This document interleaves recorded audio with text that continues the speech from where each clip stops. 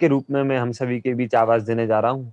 विदुषी प्रज्ञा जी जैन देवलाली, स्वागत करते हैं विदुषी प्रज्ञा जी जैन देवलाली का, जिनका विषय है भारतीय दर्शन में द्रव्य गुण पर्याय का विवेचन। ध्यानपूर्वक सुने। भारतीय दर्शन में द्रव्य गुण पर्याय का विवेचन लेकर आ रही हैं विदुषी प्रज्ञा जी देवलाली। जोरदार करतल ध्वनि से हम दीदी का स्वागत। जय जिनेन्द्र सभी को। मैं यहाँ पर अपनी स्क्रीन शेयर कर रही हूँ। आदरणीय अध्यक्ष महोदय, विशेषज्ञ महोदय, सभा में उपस्थित सभी विद्वद्गण, निर्देशक महोदय और सभी पिता महोदयों को जय जिनेन्द्र। मेरा विषय है भारतीय दर्शनों में द्रव्य गुण पर्याय। विषय बहुत ही ज्यादा बड़ा है और मैंने बहुत कम इसको बनाने की कोशिश की है, इसलिए सारे सिर्फ संकेत ही हो पाएंगे अभी। मैं आपको आगे चले उसके पहले मंगलाचरण करते हैं। श्रीवर्धमानमभिनम्य समन्त भद्रम सद्बोध चारुचरितानघवाक्स्वरूपम देवागममं तदनुपमं वरबोध शास्त्रम् व्याख्यामि लोकहित शांति विवेक वृद्ध्यै। जैन मैं आपको क्या बताने वाली हूँ, पहले एक समरी देखिए। बात कहाँ से शुरू हुई और जो दर्शनों का जो विभाजन हुआ उसके बारे में हम बात करेंगे थोड़ा सा। फिर हम जैन दर्शन में कैसे उसका निराकरण किया जाता है वो हम जरा सा देखेंगे, और फिर समय सार का मंतव्य क्या है, ये 3 चीजें हम अभी देखेंगे। सबसे पहले बात बहुत पुरानी है, श्रमण संस्कृति और अन्य दर्शन का इतिहास जरा सा देखें तो श्रमण संस्कृति यानी कि जैन दर्शन का जो संस्थापक हैं वो भगवान ऋषभदेव को माना जाता है। और प्राचीन इतिहास के आधार पर वैदिक कार्यों और श्रमणों के बीच में जब संघर्ष होना शुरू हुआ तब उपनिषदों की रचना हुई। तो वैदिकों की वैल्यू थोड़ी कम हो गई और उपनिषद की वैल्यू ज्यादा बढ़ गई। तो वहां पर मांडूक्य उपनिषद में लिखा है कि 2 प्रकार की विद्याएं होती हैं, एक ऊंची विद्या और एक नीची विद्या, और इन दोनों विद्याओं की प्राप्ति करना आवश्यक है। ऊंची विद्या होती है जिससे ब्रह्म की प्राप्ति हो और नीची विद्या होती है जिसमें वेद का ज्ञान हो। प्राप्त दोनों करनी है। तो उन्होंने फिर कहा कि ठीक है, नीची विद्या तो ठीक है, वो ऊंची विद्या का अपन ज्ञान करेंगे। और इस चक्कर में ब्रह्म की खोज में अन्य दर्शनों की रचना होती चली गई। अब मुख्यतः 2 तरीके से विभाजन देख सकते हैं, वैदिक दर्शन और अवैदिक दर्शन। वैदिक दर्शन 6 हैं, अवैदिक दर्शन 3 हैं। वैदिक मतलब जो वेदों को मानते हैं, और अवैदिक जो वेदों को नहीं मानते। तो चारवाक, बौद्ध और जैन तो वेदों को नहीं मानते। वैशेषिक, न्यायिक, सांख्य, योग, मीमांसक और वेदांत ये मानते हैं वेदों को। लेकिन और एक इसका विभाजन देख सकते हैं सर्वज्ञता के आधार पर। तो सर्वज्ञता के आधार पर 2 तरीके से हम देखेंगे, ईश्वरवादी दर्शन और निरीश्वर या अनीश्वरवादी दर्शन। ईश्वरवादी दर्शन 4 बन गए, वैशेषिक, नैयायिक, वेदांत और योग।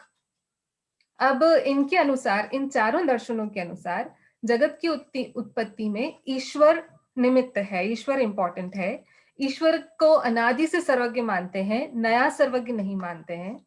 और अगर कोई योगाभ्यास आदि से ज्ञान प्राप्त करे तो उससे मुक्ति तो उसको होती है, लेकिन ज्ञान भी उसका चला जाता है, रहता नहीं है। तो ज्ञान से भी उसको मुक्ति मिल जाती है, तो सर्वज्ञता सिद्ध नहीं होती। सर्वज्ञता के बारे में हम इसलिए बात कर रहे हैं क्योंकि कार्य का नियामक वो सर्वज्ञ को मानते हैं, या विश्व व्यवस्था का नियामक वो सर्वज्ञ को मानते हैं। योग एक ऐसा दर्शन है जो सिर्फ ईश्वर को मानने से अलग एक दर्शन बन गया, वरना ये सांख्य का ही जुड़वा भाई है। और जो निरीश्वरवादी दर्शन है, सांख्य, बौद्ध, जैन, मीमांसक और चारवाक। चारवाक तो नास्तिक दर्शन है, उनको तो हम वैसे ही रूल आउट कर देते हैं। सांख्य जो दर्शन है वो मानता है कि ज्ञान ही प्रकृति का धर्म है, और पुरुष और प्रकृति का संबंध छूटने से ही आत्मा मुक्त होता है। पर प्रॉब्लम ये होती है कि पुरुष और प्रकृति का संबंध छूट जाता है तो वह ज्ञान से भी शून्य हो जाता है। फिर बौद्ध हैं, वो मानते हैं कि बौद्ध स्वयं अनात्मवादी हैं, आत्मा को नहीं मानते, क्षणिकवादी हैं। इनके त्रिपिटकों में एक बहुत इंटरेस्टिंग वो आता है कि ये भगवान महावीर को निगंठ नाटपुत्र बुलाते थे। उस समय की भाषा ये चलती थी। तो निगंठ मतलब निर्ग्रंथ, और नाटपुत्र मतलब नाथ वंश के पुत्र हैं, इसलिए उनको नाटपुत्र बुलाते होंगे। तो निगंठ नाटपुत्र अपने को सर्वज्ञ कहते हैं, उन्हें हर समय ज्ञान दर्शन रहता है, ऐसा वो भगवान महावीर के बारे में कहते थे, क्योंकि गौतम बुद्ध भगवान महावीर के समकालीन है। तो वो ऐसा कहते थे, इसका मतलब है कि वो स्वयं को सर्वज्ञ भी नहीं मानते हैं। गौतम बुद्ध मतलब सर्वज्ञता की हमेशा सिद्धि नहीं करते हैं, ज्ञान दर्शन हमेशा नहीं रहते हैं, क्योंकि वो क्षणिकवादी हैं, तो वो छूट जाते हैं। फिर जैन दर्शन तो हमें पता ही है, वो सिर्फ यही एक दर्शन है जो मुक्ति के बाद भी सर्वज्ञता की सिद्धि करता है। और चैतन्य जो है वो ज्ञान दर्शन का स्वभाव है। गुण गुणी दोनों, गुण और गुणी आपस में पृथक भी नहीं है और स्वतंत्र भी नहीं है एक दूसरे से, ऐसा सिर्फ एक जैन दर्शन कहता है। मीमांसक है वो पूरे वैदिक ही है, बस सर्वज्ञ को नहीं मानते, इसलिए वो निरीश्वरवादियों में आ जाते हैं। अब आगे बढ़ते हैं। हम द्रव्य गुण पर्याय की चर्चा कर रहे हैं। द्रव्य गुण पर्याय का जो विस्तृत विवेचन जैन दर्शन में आता है, वो और कहीं नहीं आता। द्रव्य, जैसा कि मंगलाचरण के समय श्रुति ने भी बताया था, वैशेषिकों में द्रव्य का अलग से वर्णन थोड़ा आता है, बाकी ये तत्व ही मानते हैं अपने बाकी सारे दर्शन। तो चारवाक दर्शन जो है वो वायु, अग्नि, जल और पृथ्वी, इनसे सृष्टि की रचना मानते हैं। इनके मिश्रण से ही देह में चेतना बनती है। जैसे कि पान, सुपारी, चूना आदि में लाल रंग नहीं होता है, लेकिन मिश्रण होने से दिखता है। तो ऐसे ही वो मानते हैं कि वायु, अग्नि, जल और पृथ्वी स्वयं में चेतना नहीं है, लेकिन इनके मिलने से चेतना का निर्माण होता है। ये कोई आकाश को नहीं मानते, आत्मा, मन और ईश्वर को भी नहीं मानते, और मृत्यु से ही मोक्ष मानते हैं। बौद्ध दर्शन में खुद ही इतने सारे मतभेद हो गए कि ये 4 मुख्य मत इनके बन गए। माध्यमिक ये मानते हैं कि विश्व पूरा शून्य है और असत है। योगाचार मानते हैं कि विज्ञान नित्य है और लेकिन जगत शून्य है। सौत्रांतिक मानते हैं कि न ज्ञान नित्य है न जगत नित्य है। और वैभाषिक मानते हैं कि बाह्य पदार्थ प्रत्यक्ष है। तो आप बोलेंगे, आप अगर नोटिस करेंगे तो माध्यमिक से वैभाषिक तक आते आते पूरा उल्टा हो गया इनका। पहले मानते थे कि विश्व शून्य है, और वैभाषिक मानने लगे कि बाह्य पदार्थ प्रत्यक्ष है। ये सारी की सारी चर्चा ना जिज्ञासा उत्पन्न करने के लिए है, और उसके आगे मतलब अभी विषय तो बहुत है। अच्छा, बौद्ध दर्शन है, वो मानते हैं कि विश्व मात्र प्रतिभासित होता है, मतलब सिर्फ उसका अनुमान होता है, हम उसको पकड़ नहीं सकते, पहचान नहीं सकते। और वो कुल 75 तत्व मानते हैं। अब देखिए, वैशेषिक और नैयायिक दर्शन ये दोनों जोड़े से चलते हैं। वैशेषिक दर्शन कणाद के द्वारा आया, ये द्रव्य, गुण, कर्म को मुख्य तत्व मानते हैं। फिर सामान्य, विशेष और समवाय इनकी पर्याय के सब कारण हैं, और अभाव इन्होंने बाद में एक जोड़ा, जिसके कारण विश्व की व्यवस्था बनती है। फिर उन्होंने 9 द्रव्य भी माने हैं: पृथ्वी, जल, आकार, अग्नि, वायु, काल, दिशा, आत्मा और मन। और दोनों ही दर्शन निःश्रेयस यानी कि मोक्ष जो है वो पदार्थों का तत्व ज्ञान, उसके द्वारा ही मोक्ष की प्राप्ति मानता है। न्यायिक दर्शनों ने 16 तत्व माने, और उनमें जो द्रव्य हैं वो सिर्फ वायु, जल, पृथ्वी और अग्नि वाले ही 4 द्रव्य हैं। समवाय से इन द्रव्यों से और पर्याय बनती हैं, और समवाय कारण जो है वो अगर नष्ट हो जाता है तो द्रव्य भी वापस बिखर जाते हैं। और ईश्वर की इच्छा से परमाणुओं की गति होती है। ईश्वर के बिना इनका कोई काम बनता नहीं। अब सांख्य और योग दर्शन, ये भी निरीश्वरवादी होने से सांख्य हो गए और सेश्वरवादी होने से योग हो गए। बाकी ये दोनों ही पुरुष और प्रकृति को मानते हैं। एक पुरुष होता है, एक प्रकृति होती है, और प्रकृति में और 23 प्रकार के विकृति रूप पदार्थ मिलकर पर्यायों की या पदार्थों की उत्पत्ति करते हैं, जिससे विश्व बनता हुआ दिखता है। बस योग में सिर्फ एक ईश्वर को और माना जाता है, और वो मानते हैं कि केवल ज्ञान से मोक्ष की प्राप्ति होती है। मीमांसा और वेदांत दर्शन जो है, ये भी पहले मीमांसा, फिर ये पूर्व मीमांसा और उत्तर मीमांसा हो गए। तो उत्तर मीमांसा जो है वो वेदांत दर्शन कहलाता है। पूर्व मीमांसा पहले देखेंगे तो वो मानते हैं कि जो संसार है, विश्व है, ये अनादि अनंत है। वेद जो है, वेद बहुत इंपॉर्टेंट है। तो वेद अपौरुष है, इनको किसी ने बनाया नहीं। आत्मा नित्य है, देह अनित्य है, और स्वर्ग ही मोक्ष होता है। कोई ये दो अलग अलग चीजें ये नहीं मानते। और वेदांती मानते हैं कि जीव और ब्रह्म, देखो द्वैत, वेदांती ना दो तरीके से इनमें भी भेद हो गए, और भी कई प्रकार के द्वैतवादी और अद्वैतवादी बनते हैं। फिलहाल हम सिर्फ मुख्य द्वैत और अद्वैत में देखेंगे क्या अंतर है। द्वैत शब्द का अर्थ होता है भेद। तो द्वैतवादी जो वेदांती हैं वो मानते हैं कि जीव और ब्रह्म ये दो अलग अलग चीजें हैं, इनमें भेद है, लेकिन सेव्य सेवक भाव है। और मोक्ष होने के बाद भी अगर किसी व्यक्ति को मोक्ष हो भी जाए तो भी वो ब्रह्म का दास तो हमेशा रहने ही वाला है, क्योंकि ब्रह्म ने उसको बनाया है। अद्वैतवादी हैं तो वो चित्त मानते हैं, अचित मानते हैं और ईश्वर मानते हैं। वो कहते हैं कि जीव और जड़ इन दोनों का नियामक ईश्वर है, दोनों को ईश्वर ने बनाया। बिना माया के सर्वज्ञता होती ही नहीं, इसलिए वो ब्रह्म को निर्गुण मानते हैं। और जब माया चली जाती है फिर सर्वज्ञता का क्या होता है ये वो नहीं बताते। इन सब मतों को मानने से प्रॉब्लम होती है कि एकांत खड़े हो जाते हैं। ये कुछ एकांतों के नाम बस मैंने लिखे हैं, कितने सारे एकांत खड़े हो जाते हैं वो बहुत रिसर्च का विषय है। द्वैत अद्वैतवाद, नित्य अनित्यवाद, भेद अभेदवाद, हेतुवाद अहेतुवाद, ज्ञानवाद बाह्यार्थवाद, दैववाद पौरुषवाद, सत्कार्यवाद असत्कार्यवाद, पुण्य पापवाद, ज्ञानवाद अज्ञानवाद, इस तरीके से कई सारे बनते हैं। मैं आपको सिर्फ एक एग्जाम्पल के लिए पुण्य पापवाद बता देती हूँ। अगर हम कहेंगे मतलब कि सुख दुख उत्पन्न जो करता है उससे पुण्य और पाप की प्राप्ति होती है। देखिए, पर से सुख और दुख होने पर पुण्य और पाप बंध मानेंगे तो पुद्गल जो है उसको भी बंध होना चाहिए, क्योंकि पुद्गल सुख और दुख उत्पन्न करा देता है। तो वो बोलते हैं कि नहीं, चेतन जो है ना, चेतन ही कारण होता है, चेतन नहीं होगा तो फिर पुद्गल किसी काम का नहीं है, वो उसमें बंध नहीं होगा। तो फिर वो वीतराग को तो हम बोलेंगे कि भैया वीतराग भगवान को भी मानो। जब वीतराग नहीं होगा तो क्योंकि वीतराग से भी पुण्य और पाप बंध की प्राप्ति होती है। लेकिन वीतरागता जो है वो कहते हैं कि भाई अभिप्राय नहीं है वीतराग को कोई। तो प्रॉब्लम यह है कि हम उससे जितने तर्क करते हैं वो उतने ही एकांत और खड़े करते जाते हैं। इसलिए ये इन एकांतों का कुछ करना चाहिए। तो क्या किया जाए?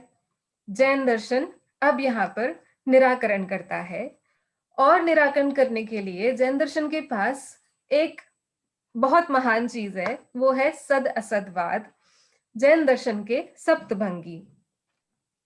ये जैन दर्शन के सप्तभंगी आचार्य समंतभद्र ने आत्ममीमांसा में बहुत विस्तृत तरीके से बताए हैं, और उसके कारण उन्होंने एक एक मत का खंडन किया है। सप्तभंगी सबको पता ही है, सिर्फ मैं बता देती हूँ जरा सा। स्यात् अस्ति स्यात् नास्ति, स्यात् अस्ति नास्ति, स्यात् अवक्तव्य, स्यात् अस्ति अवक्तव्य, स्यात् नास्ति अवक्तव्य, स्यात् अस्ति नास्ति अवक्तव्य। ये क्या होते हैं, इनका स्वरूप लिखा तो है, मैं पढ़ नहीं रही हूं अभी। खास बात इनकी ये है, स्यात् शब्द जो है वो इसमें कीवर्ड है। स्यात् शब्द यानी कि किसी अपेक्षा से, स्यात् से शायद बना होगा, मतलब किसी एक अपेक्षा से ये कहा जाता है। जैसे स्यात् सतरूप ही तत्व है, ही तो कहा लेकिन किसी अपेक्षा से। इसके एग्जाम्पल भी हम देख सकते हैं। जैसे कि स्वास्थ्य में घटाएं तो स्वास्थ्य अच्छा है, स्वास्थ्य अच्छा नहीं, किसी अपेक्षा से कह सकते हैं स्वास्थ्य अच्छा है, किसी अपेक्षा से कह सकते हैं अच्छा नहीं है। किसी अपेक्षा से कह सकते हैं कि कल की अपेक्षा अच्छा है, लेकिन भय से मुक्ति नहीं है।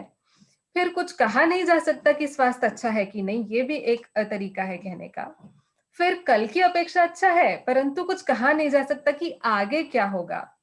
फिर ये भी कह सकते हैं कि हालत ठीक नहीं है, परंतु कहा नहीं जा सकता कि आगे क्या होगा।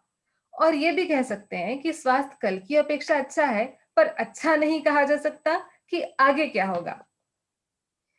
इस तरीके से, मतलब ये सिर्फ एक उदाहरण है, सप्तभंगी अपने आप में एक बड़ा विषय है जिस पर एक अलग टॉपिक रखा जा सकता था। तो सप्तभंगी के कारण किसी अपेक्षा से है भी और नहीं भी, और कहा जा सकता है और कहा नहीं भी जा सकता है। तो ये विधि कल्पना और प्रतिषेध कल्पना और क्रम और युगपत होने के कारण 7 भंग बनते हैं।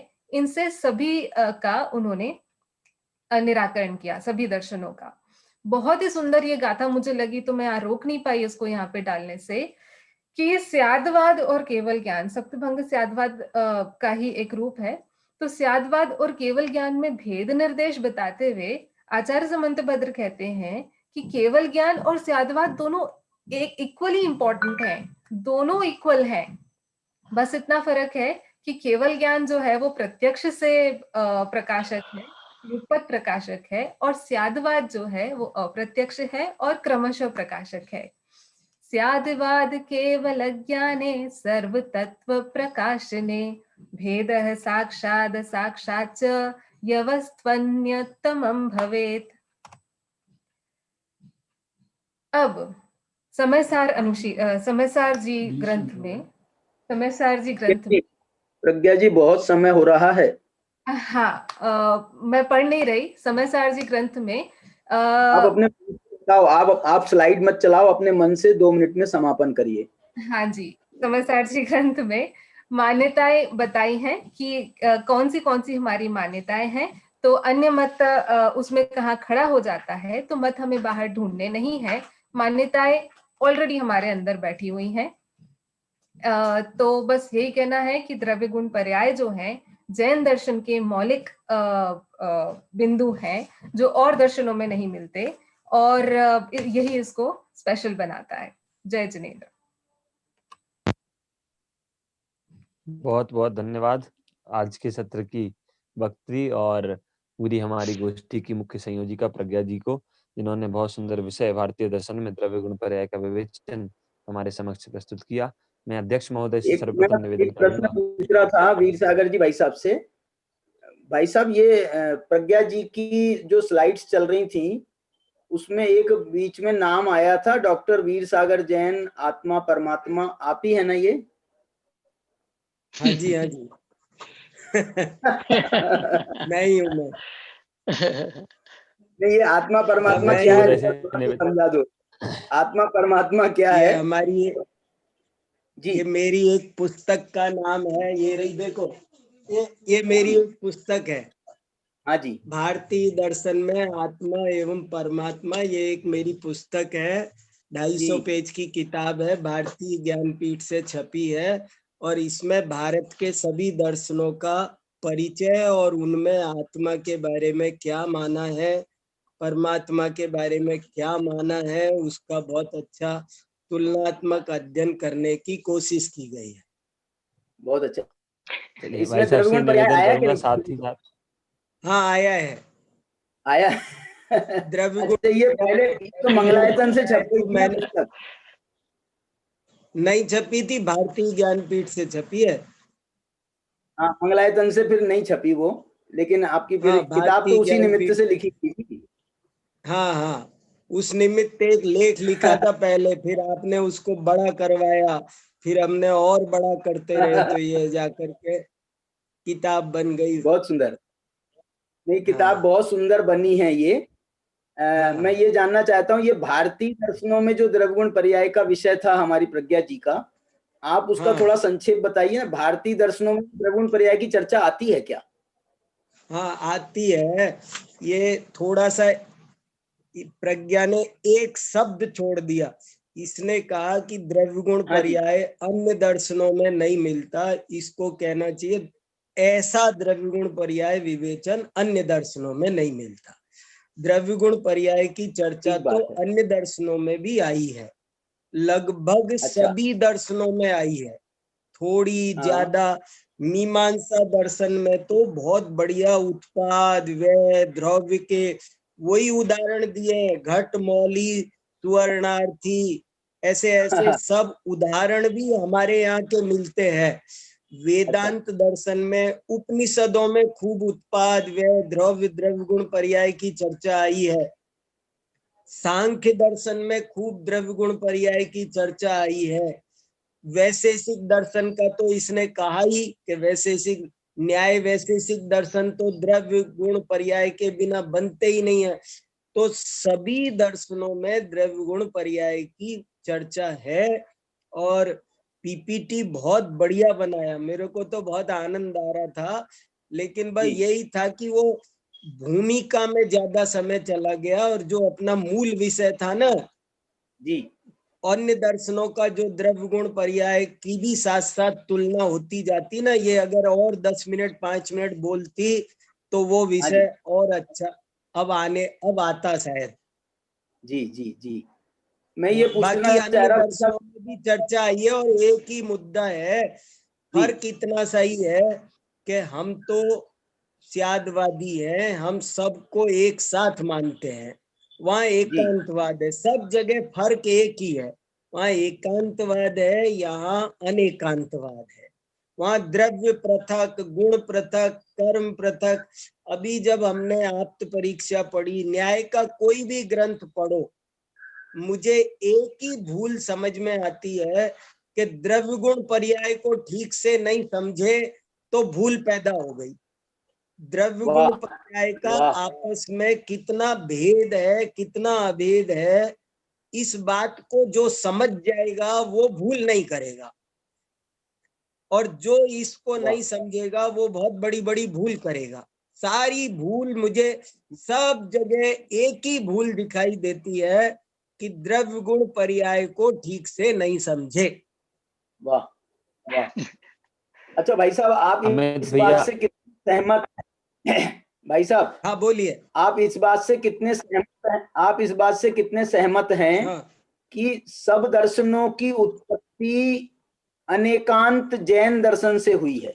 देखो सुनो, ये सिद्धसेन आचार्य ने एक द्वात्रिंशिका लिखी है, उसमें 30वां नंबर का एक श्लोक है, और उस श्लोक में ये लिखा है, सुनिश्चितम न परतंत्र युक्तिषु स्फुरन्ति या काश्चन सूक्त संपदा तवैव ता पूर्व महार्णवोत्थिता जगत प्रमाणम जिन वाक्य विप्रुषः। इसका हिंदी अर्थ ये है कि हे भगवान ऋषभ देव, अन्य दर्शनों में जो कोई अच्छी बातें दिखाई देती हैं वे सब आपके ही दिव्य ध्वनि रूपी समुद्र में से उछट कर गई हुई बूंदे हैं। ये इसका अर्थ है। वाह। हे भगवान ऋषभ देव, वाह। बहुत बढ़िया। ये आचार्य सिद्धसेन ने 1900 वर्ष पहले लिखा, और इसमें से ये बात आपने भी शुरू में कहा था ना थोड़ा सा कि ये इसी कमल की पंखुड़ियां हैं। अच्छा, मुझे भी एक क्वेश्चन पूछना था। हाँ जी, अमित भैया कुछ प्रश्न पूछ रहे हैं। उसके पूर्व हमारी लता भाभी हैं, वो कुछ एक प्रश्न पूछ रहे हैं। हाँ जी, जरूर जरूर जरूर, आप पूछिए भाभी जी।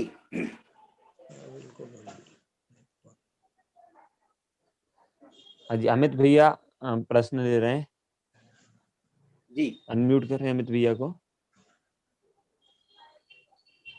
ये जो सप्त भंग की चर्चा आई थी, तो इसमें जो चौथा भंग था शायद अवक्तव्य, उसमें ऐसा बताया कुछ कह नहीं सकते, तो इसका ऐसा अर्थ है कुछ कह नहीं सकते, या युगपत दोनों धर्मों का कथन एक साथ नहीं कह सकते, इसलिए शायद अवक्तव्य है। प्रज्ञा जी शॉर्ट में लिखने के लिए लिखा था कि कुछ कह नहीं सकते। अर्थ ही बदल जाएगा वो तो। बराबर है, बराबर। नहीं, लेकिन भाई साहब अवक्तव्य भंग जो है वो कहेगा तो नहीं, बिल्कुल नहीं कहेगा, वो मौन ही रहेगा।